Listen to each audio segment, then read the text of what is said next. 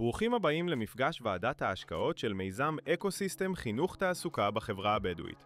במפגש הראשון, שהוא גם מפגש הפתיחה של המיזם, ובאווירה חמה, פתוחה ואופטימית, בחנו יחד את שורשי האתגרים, ניתחנו את עץ הבעיה, ובחרנו את נתיב ההשפעה המרכזי שיחבר בין עולם החינוך לעולם התעסוקה.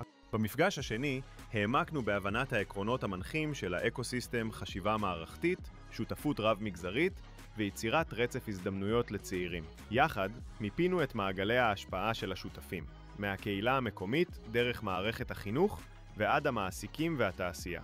כך התחלנו לבנות את התמונה המלאה.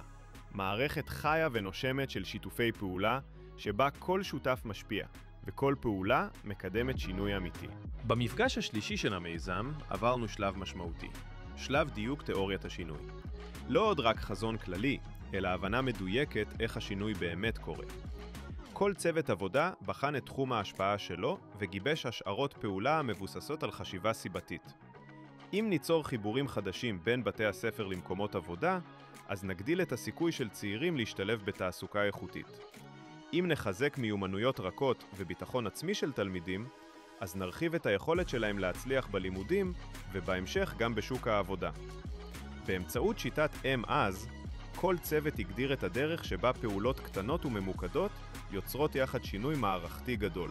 במפגש הרביעי של מיזם אקוסיסטם חינוך תעסוקה, בנינו יחד תיקי פרויקטים, המגדירים חזון, מטרות וצעדים מעשיים לקידום השינוי בשטח. המפגש סימן מעבר משלב התכנון לשלב של עשייה, שותפות ויישום הרעיונות בפועל. במפגש החמישי של מיזם אקוסיסטם חינוך תעסוקה, עשינו צעד משמעותי קדימה. הצגנו הפרויקטים שפיתחנו כל הדרך. כל צוות הציג את הרעיונות, ההשערות ונתיבי הפעולה שגיבש, שנבנו מתוך חשיבה מערכתית, יצירתיות והבנה מבוססת נתונים.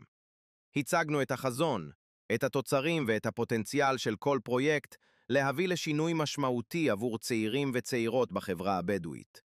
זה היה מפגש מלא השראה, מחויבות ושותפות.